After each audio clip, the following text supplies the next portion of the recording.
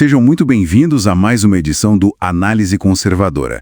Hoje, vamos mergulhar num assunto que tem dado o que falar, né?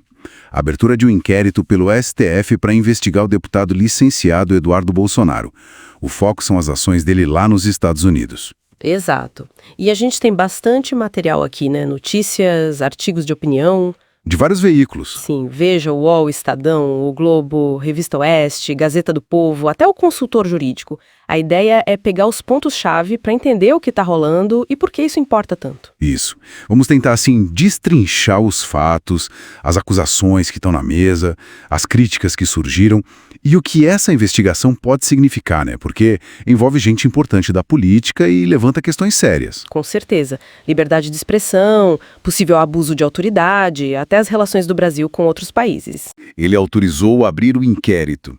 E isso veio depois de um pedido da Procuradoria-Geral da República, a PGR, que hoje está com o Paulo Gonet. Certo. E qual é a alegação principal da PGR? Bom, a PGR argumenta que o Eduardo Bolsonaro, que está licenciado do mandato e morando nos Estados Unidos, né, estaria, agindo para conseguir que o governo americano aplicasse sanções contra autoridades brasileiras. E aí inclui o próprio Moraes e o Gonet. Sanções. Que tipo de sanções? Olha, o que a imprensa fala vai desde cancelar vistos para entrar nos Estados Unidos, até bloquear bens por lá, proibir negócios com empresas americanas. Pesado. E a PGR conecta isso, essa suposta articulação dele, com o avanço de outras investigações, né? Principalmente as que envolvem o pai dele, o ex-presidente Jair Bolsonaro. Tipo aquela da suposta trama golpista e o inquérito das fake news, o 4781. Isso mesmo. A ideia da PGR é que essa ação do Eduardo seria uma forma de tentar atrapalhar ou retalhar por causa dessas investigações aqui no Brasil. Entendi. E quais foram as medidas que o Moraes determinou junto com a abertura do inquérito? Então, ele determinou o monitoramento das redes sociais do Eduardo Bolsonaro, pediu também para colher o depoimento do Jair Bolsonaro. Do pai. Por quê? Para saber se ele estaria de alguma forma financiando ou se beneficiando dessas ações do filho nos Estados Unidos, e também deu a chance para o Eduardo se manifestar por escrito se quiser. Certo. E a investigação vai ficar com quem? Com a mesma equipe da Polícia Federal que já está cuidando de outros casos ligados ao Bolsonaro e aliados, sabe? Aquela da suposta trama golpista, o caso das joias sauditas. Ah, entendi. Bom, e aí é que a coisa começa a ficar mais complexa, né?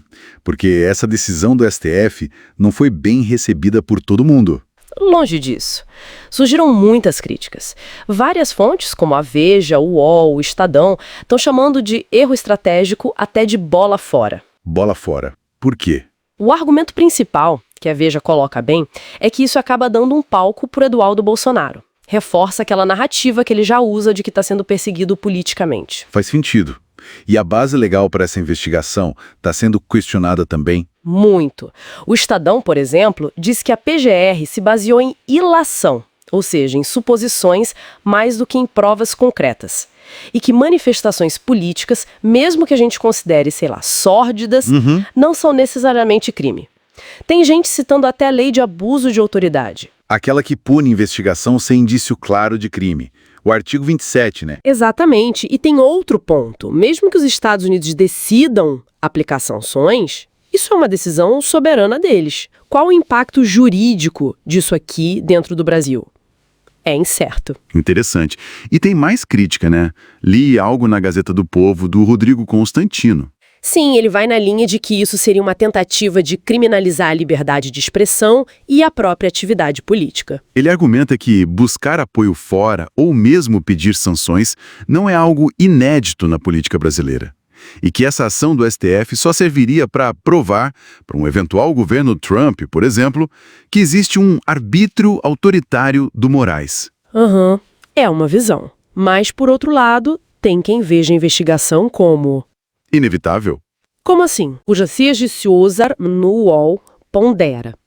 Ele reconhece que isso dá uma notoriedade talvez indesejada para o Eduardo, mas ele argumenta que as ações de difamar o Brasil, difamar magistrados lá fora, buscando essa interferência estrangeira, bom, isso tornou a apuração necessária, entende? Entendo o ponto. A própria PGR destacou o tom que considerou intimidatório nas falas do Eduardo, né? Exato, então tem essa tensão. É só crítica política ou já passou para algo mais sério, tipo coação? E como o lado do Bolsonaro reagiu a isso tudo? Olha, segundo o relatozinho O Globo da Malu Gaspar e na revista Oeste, por exemplo, aliados teriam visto essa abertura de inquérito quase como um presente. Um presente? Como assim? Porque, na visão deles, isso validaria justamente a narrativa de perseguição e validaria isso junto a apoiadores importantes lá nos Estados Unidos, tipo o senador Marco Rubio, que já até mencionou possíveis sanções. Nossa, então eles meio que já esperam indiciamento.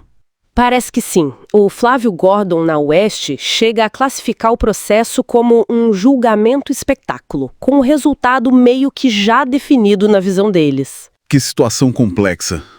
É uma linha tênue mesmo entre articulação política, liberdade de expressão e o que pode ser considerado crime, né? Exatamente. Onde termina uma coisa e começa a outra. Especialmente quando envolve essa busca por ação de outro país num mundo tão polarizado como o nosso. É um choque entre táticas políticas e a resposta das instituições. Então, para a gente amarrar aqui, temos um inquérito aberto, com acusações graves, mas que ao mesmo tempo é visto por muitos como frágil juridicamente e talvez até contraproducente politicamente. Isso. E por outros, é visto como uma resposta necessária do sistema de justiça a uma campanha de descrédito internacional. Fica a pergunta no ar, então. Pois é, fica pra gente pensar até que ponto essa busca por intervenção ou sanções estrangeiras por políticos de um país pode afetar a legitimidade e o funcionamento das instituições desse próprio país, isso num mundo cada vez mais conectado, né? Independente se a ação é legal ou não, ou qual é a intenção, qual o impacto disso a longo prazo. É algo para refletir. Uma ótima reflexão. Para fechar, se você gostou deste conteúdo, não se esqueça de curtir, se inscrever no canal Análise Conservadora e ativar as notificações para não perder nenhuma análise. Muito obrigado pela sua audiência e até a próxima.